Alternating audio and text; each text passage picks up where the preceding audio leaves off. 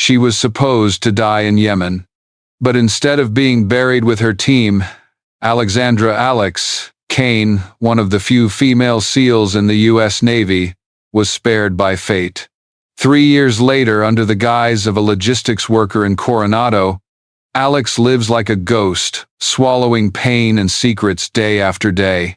But when a shadowy private security firm brings a classified shipment into the SEAL base, Alex realizes the traitor who betrayed her team is still alive, and now he's a powerful admiral. Who betrayed her? Why was she allowed to live? Was it luck, or something far darker? San Diego's sky blazes blue, Pacific waves crashing rhythmically against Coronado's sandy shores, but inside the barbed wire of the naval base, the air is taut as a guitar string. Steel containers stack high, numbered military trucks rumble in and out, and the clank of metal echoes through the logistics yard. In the midst of this familiar chaos, Alexandra Alex Kane blends in with the contract workers, her navy blue jacket concealing a battle-hardened frame forged in fire. Her movements are steady, eyes fixed on the cargo manifest. To a passing glance, Alex is just another diligent civilian worker. But to those who've lived on the battlefield, the difference is painfully clear. The way her feet plant firmly, weight balanced. The quick scan of her surroundings, never lingering too long. The way she always parks her car facing out, as if escape is second nature. At the staging area, a figure stands silently watching. Chief Petty Officer Marcus Doyle, a former SEAL sniper who left the service after losing his team in a bloody operation in Fallujah.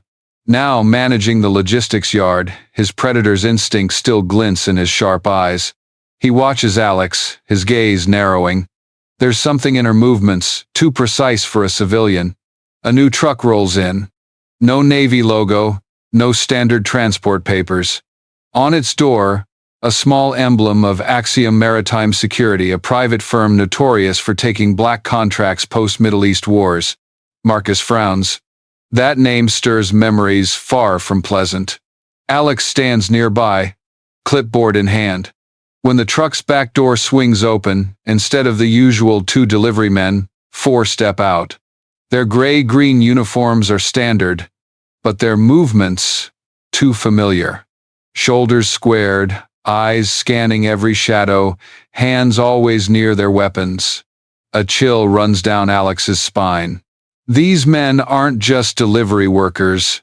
They carry the scent of soldiers, a smell that can't be washed away. The leader steps forward, solid build, buzz-cut hair, eyes cold as a blade underwater. His hastily attached name tag reads simply, Mercer. He glances at Alex, his eyes narrowing, as if trying to recall something. She stays calm, holding out the clipboard. Inside, her heart beats faster than the waves offshore. Mercer signs, his grip on the pen so tight it tears the paper slightly. He hands back the clipboard, his gaze locked on her, like someone who's seen a ghost return from the grave. Marcus steps in, breaking the moment. His voice is low and gravelly from years of gunpowder. You've got 30 minutes to unload. Base rules. No more. Mercer only smirks, a smile that never reaches his eyes. As the Axiom team moves inside, Alex turns away slightly, but she notices one of them, a young man with a scar along his jaw, whose eyes widen briefly upon seeing her before he quickly looks away. That look steals her breath. He knows, or at least, he recognizes something she thought was buried in Yemen's dust. Night falls on Coronado, and Alex's small rented apartment glows dimly. The only one greeting her is Shadow, a 3-legged Malinois who once served with the SEALs, now a survivor of the same Yemen explosion that took her team. Alex sits in silence, removing her contact lenses, wiping away the disguise. In the mirror, the civilian worker is gone. Only Lieutenant C.R. Alex Kane remains a SEAL back from the dead. She opens a hidden compartment under the floorboards, pulling out an old satellite phone. A message is typed slowly, Poseidon at risk of compromise. Request confirmation. The screen buzzes within seconds. Continue mission. No support. Maintain cover. Alex grips the phone, her heart pounding. Once again, she's alone. Once again, the traitor who betrayed her team has resurfaced. Right here at the base where America's naval secrets converge. And this time, if she fails to stop him, the Poseidon system, a technology capable of controlling every U.S. submarine, will fall into enemy hands. Outside, waves lap steadily against Coronado's shore. But in Alex's heart, a storm has begun. All right, my dear audience, if you're watching and finding this story gripping, drop a 1 in the comments or say, "I'm still here," to keep listening. Dawn drapes Coronado in a thin veil of mist, sunlight barely piercing through, reflected by the sea into dazzling silver shards. Alex Kane steps out of her rented apartment, looking ordinary, a worker's bag slung over her shoulder. But inside, every sense is stretched taut as a bowstring. Last night she dreamed. The smell of diesel smoke, the roar of unshakable machine guns, the despair of her teammates trapped in a crumbling mud brick house in Yemen. It all happened too fast. Their position exposed, enemies closing in from every direction, comms jammed. The order to retreat came too late, and when the support chopper arrived, only ashes remained. Alex remembers waking under rubble, breath ragged, ears ringing from the blast. 12 teammates sworn to live and die together, left behind forever. She'll never forget Ramirez, their top marksman, locking eyes with her one last time before flames consumed him. Nor will she forget the name who signed the order, Admiral Grant Shepard. Alex swallows hard, shoving the memory deep. She knows one day the truth will surface, and that day might be today. At the base's logistics yard, the air feels heavier than usual. Axiom's trucks reappear, tires crunching gravel under the weight of their cargo. Marcus Doyle stands beside Alex, eyes narrowed, watching like a hunter waiting for prey. "You know what they are, don't you?" Marcus asks softly, just loud enough for her. Alex doesn't turn. "Mercenaries. But they move like ex-SEALs." Marcus nods slightly, his gaze grim. Mercer was Navy recon, kicked out for insubordination. Now he lives on gray contracts. "I don't buy he's here just to deliver." Alex glances at Marcus. In that look, there's recognition. He's seen through her cover, and that makes her feel both relieved and endangered. Because once one person notices, others might too. At noon, as Alex leaves the yard for the mess hall, unease hits her. A reflection in a glass door shows someone trailing her. She doesn't stop, just quickens her pace. Turning into a narrow corridor, she halts abruptly and spins around. It's him, the young man with the scar along his jaw. He doesn't hide it. His gaze pierces straight into her past. In a flash, Yemen floods back. Alex remembers him. A military interpreter, vanished in the chaos. She thought he was dead. Yet here he stands, Axiom's emblem on his chest. He opens his mouth, but Mercer appears from another corridor, clamping a heavy hand on his shoulder. "Let's go." His Texas drawl is low, commanding. Not a word to Alex, but his eyes never leave her.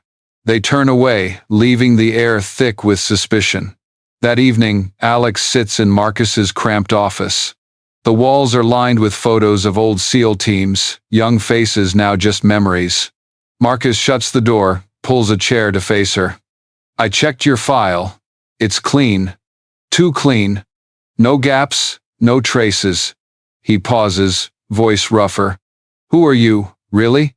Alex meets his eyes. For a moment, she wrestles between silence and truth.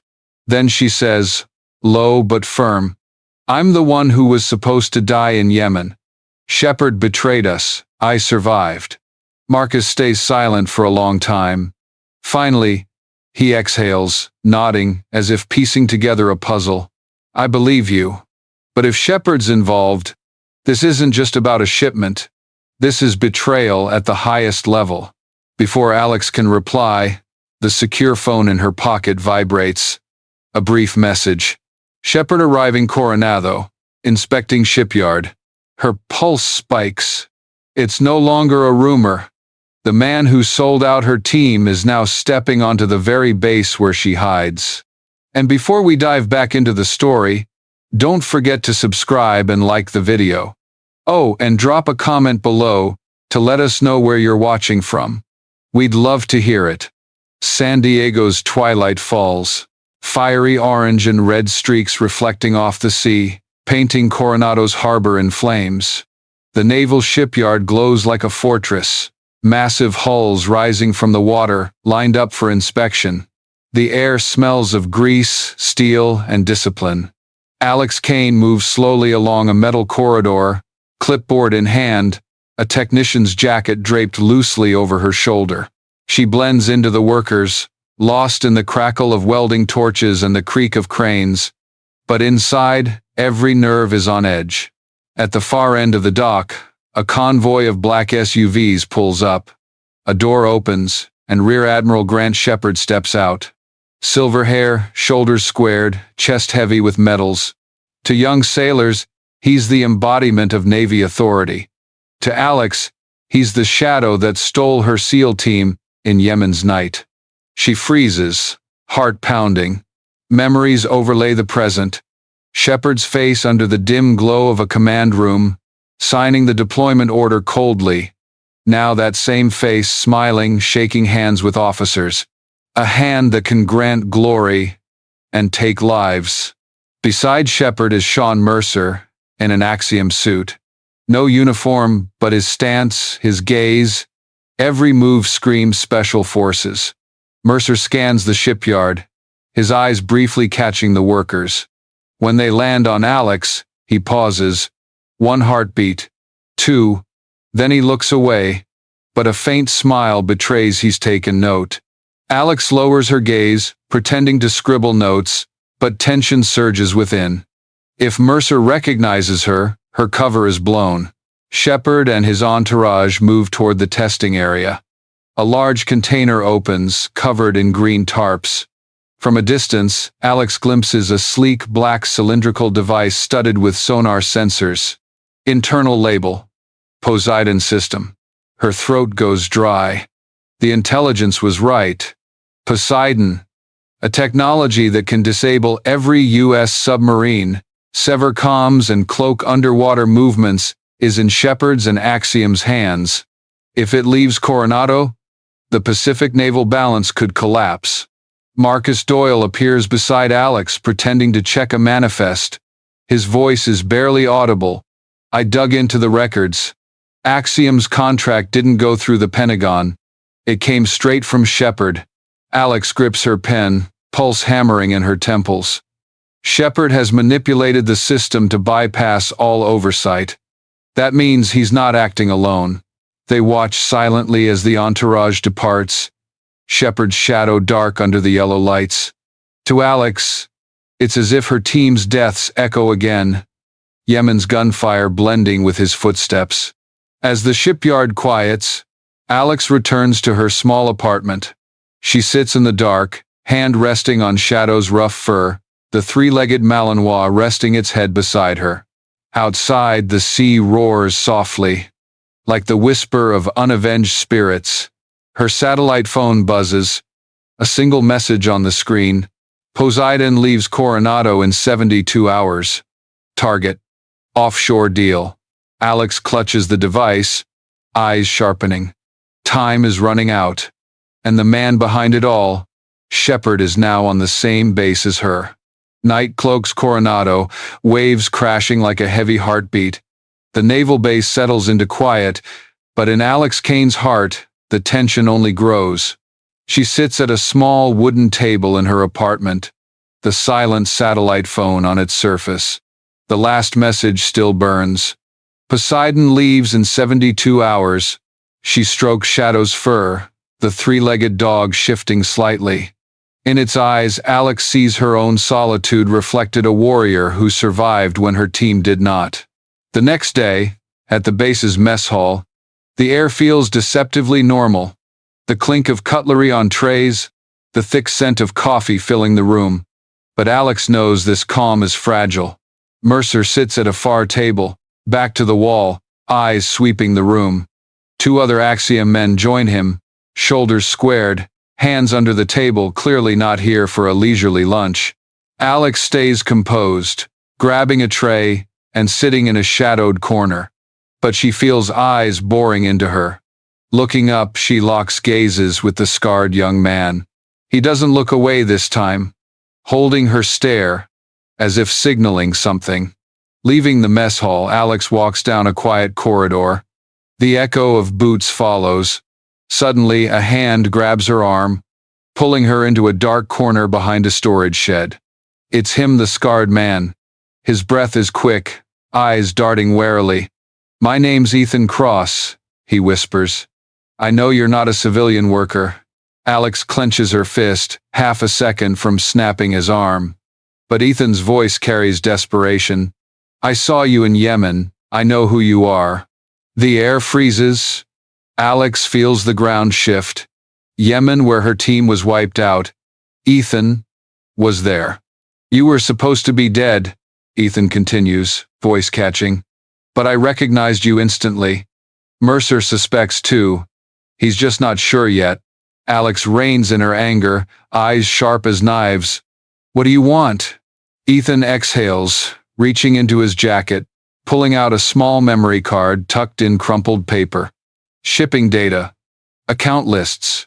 Proof Shepard's using Axiom to smuggle Poseidon out of Coronado. I've been gathering it for months, but I'm caught between two fires now. Without you, I'm dead. Alex stares at the card, her mind racing. Evidence, the thing she's hunted for 3 years. But is this real? Or a trap set by Mercer to test her? Before she can decide, heavy bootsteps echo. Mercer and two Axiom men appear at the corridor's end. Ethan freezes, face paling. Mercer scans the area, eyes like steel. "Cross," he barks, voice booming. "What are you doing here?"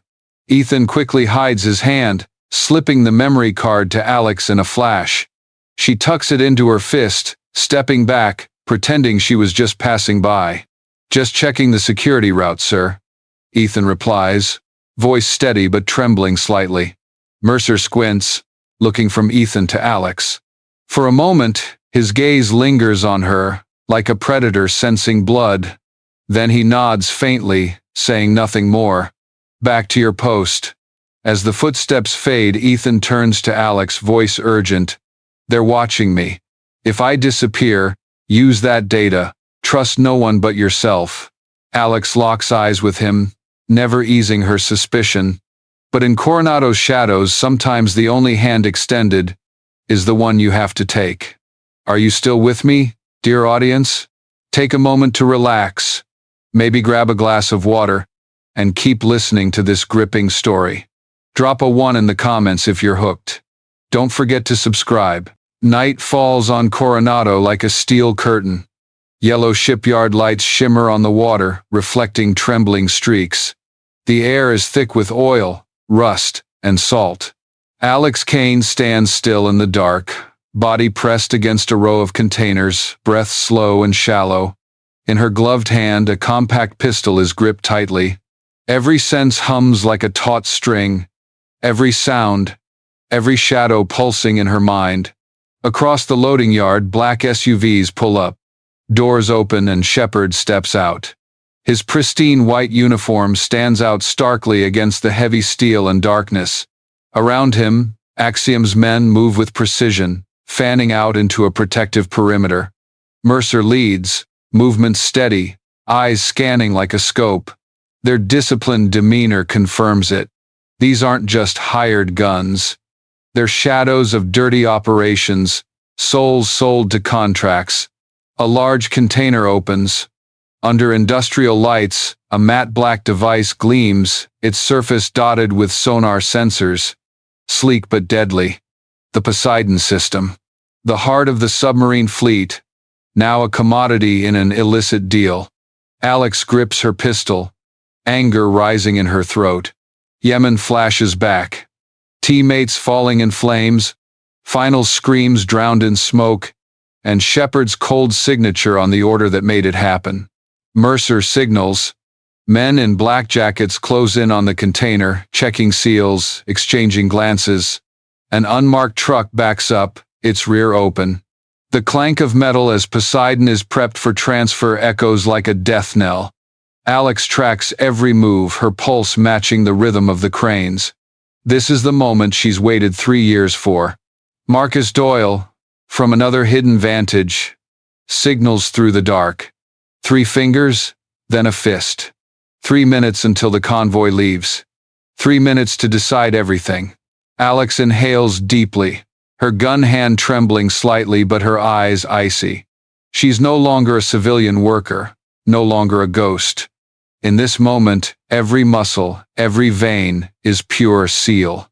She moves, steps swift but silent as water. Each container, each shadow becomes an ally. Sweat beads down her neck, cold as steel. As she gets closer, she hears Shepard's voice, low and firm, laced with arrogance. He doesn't hide, as if the entire base is in his pocket. His words are lost in the engine noise, but Alex doesn't need to hear. His posture, his confidence, says it all. Shepard believes he's untouchable. A sudden noise rings out. Alex freezes. Mercer spins, eyes sweeping the area. She presses tighter against the cold steel wall, heart pounding. In that moment, she knows. One wrong move, and her cover collapses, the mission ending in blood. Mercer stares long toward her hiding spot, eyes narrowing like daggers. But then he turns, signaling his men to continue. Poseidon is lifted from the container, rolling onto a steel platform, then slowly pushed into the truck's back. The metal door slams shut, the sound echoing like a coffin sealed. Alex clenches her fist, nails digging into her glove. She's right here, but not close enough. Marcus signals again. 1 finger raised, then down. 1 minute left. Alex knows she must act. Rage surges, but seasoned instinct holds her back. Rush in now, and she dies. Hesitate, and Poseidon leaves Coronado forever. Both outcomes are grim. She looks at Shepard one last time, his silhouette stark under the lights. A hand that killed her team, now delivering Poseidon to the enemy. Her teammates' faces merge with Shepard's in her mind, a blade twisting in her heart.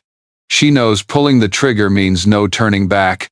The truck's tires grind against concrete, engines roaring. The convoy begins to move out of the shipyard. Alex grips her pistol, eyes flashing in the dark. In that moment, she understands. Her decision will not only shape her fate but the future of the U.S. fleet. Night in Coronado is thick. Shipyard lights casting yellow streaks across the sea, shimmering like blood in the waves. The convoy carrying Poseidon rolls heavily, engines roaring between towering steel structures. Alex Kane moves along the wall's edge, breath ragged but steps steady. She stayed silent too long, hidden too long. Now, everything converges in one moment.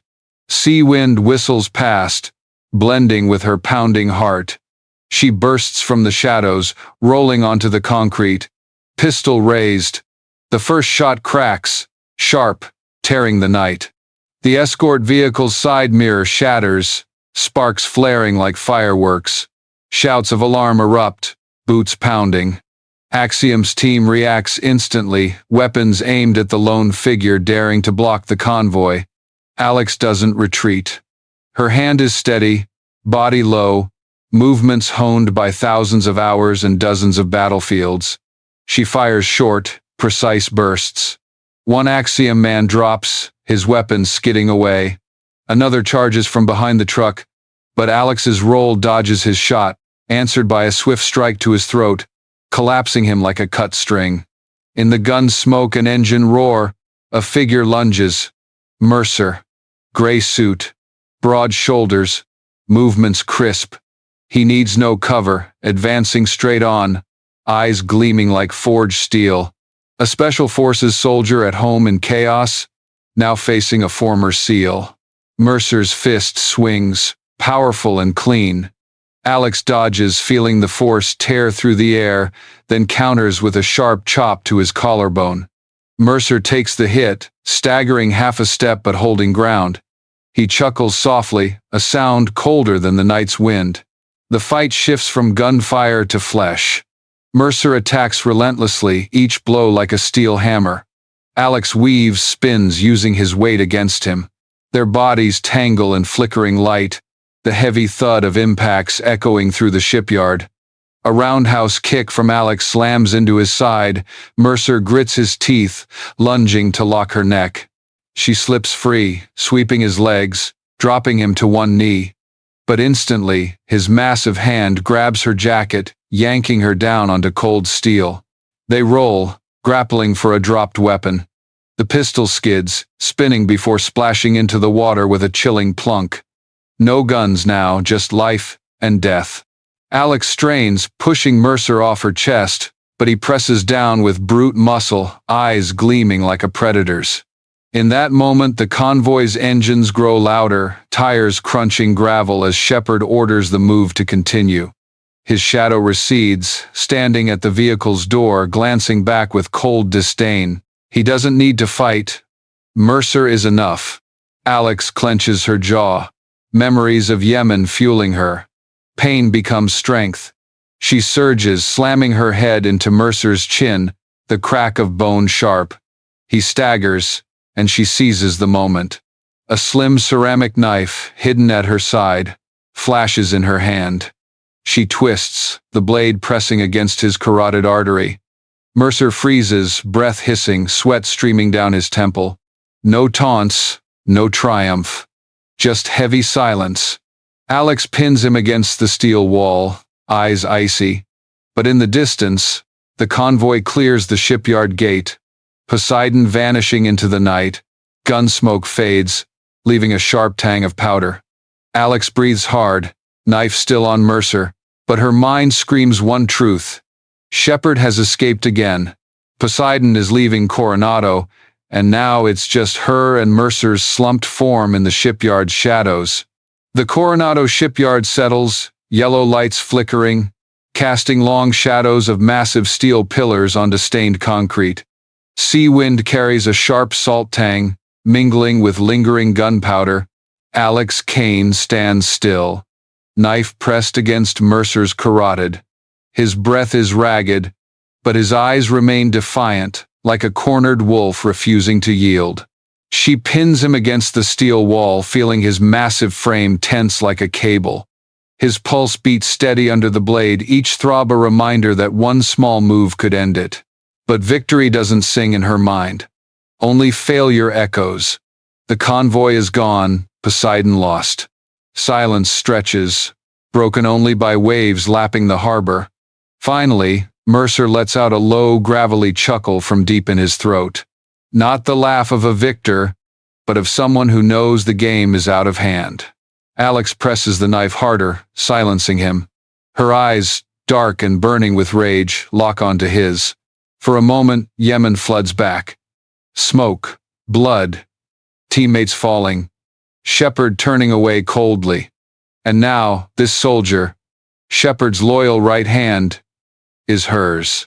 Mercer breathes heavily, then speaks, voice low but firm. You don't get it. No reply from Alex. She holds steady, knife unmoving, but her eyes urge him on. I don't serve Shepard for money, he says, voice blending with the waves. There's a network above him. People in the Pentagon, in Washington itself. Poseidon's just the start. They're selling more than tech. They're selling the fleet's future. His words hit like metal sinking into deep water, heavy and undeniable. Alex's chest tightens. If true, Shepard's just a link. The real traitor sits higher, where power and silence can bury any truth. Mercer tilts his head, eyes glinting with bitter irony. Kill me now, but do it, and you lose your only shot at knowing who they are. Shepard's not the end. He's just the courier. Cold wind gusts through, clinking shipyard chains. Alex slowly lowers the knife but doesn't break eye contact. A storm of conflict rises. Kill the man who helped kill her team, or keep him alive as the only key to the true betrayer. In the shadows, footsteps sound. Marcus Doyle emerges from the containers, face slick with sweat, eyes anxious. He looks at Alex, then Mercer, silent. One nod, and Marcus would finish him for her. But Alex doesn't nod. She steps back, lowering the knife, her inner voice firm. Not yet. Mercer exhales, as if he'd predicted it. In the distance, alarms wail from the base's gate. Shepard has triggered the full security system, turning Coronado into a giant trap. Alex's time is running out. She clenches her fist, signaling Marcus to hold Mercer. In her palm, Ethan's memory card remains, cold as steel. The first piece of evidence. A fragment. But Poseidon is gone, and Shepard is now just a shadow on the horizon. Alex looks out to sea. The starless night holds only waves and flickering lights.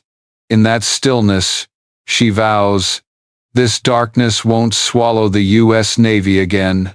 Night in Coronado closes with the smell of gunpowder and faint yellow lights wavering on the sea. Poseidon is gone. Shepard has slipped from Alex's grasp once more. The shadow of betrayal lingers in a web of power, stretching from this coastal base to Washington's dark corridors. Alex stands on the pier, staring into the endless night. In her heart, the pain of loss never fades. 3 years ago, Yemen buried her SEAL team, leaving her the sole survivor with a wound that never heals. But tonight, sparing Mercer's life, she realized something. Surviving isn't the end. Surviving is a reminder, a debt unpaid, and a final chance to set things right. Her victory is small, fragile. But in Ethan's memory card, in Mercer's confession, a door has opened. Shepard isn't alone. A greater hand, a silent force, is betraying America's soldiers. Their blood, their technology, their sworn honor. And Alex knows, the real war has only begun. If you want to see Alex continue this journey, chasing Poseidon offshore, confronting Shepard again, unmasking the hidden power, leave a comment below. Should Alex use Mercer to expose the truth, or go straight after Shepard? Share your thoughts. And if you want to join me for part 2, hit subscribe, share this video, and let's bring more people into the story.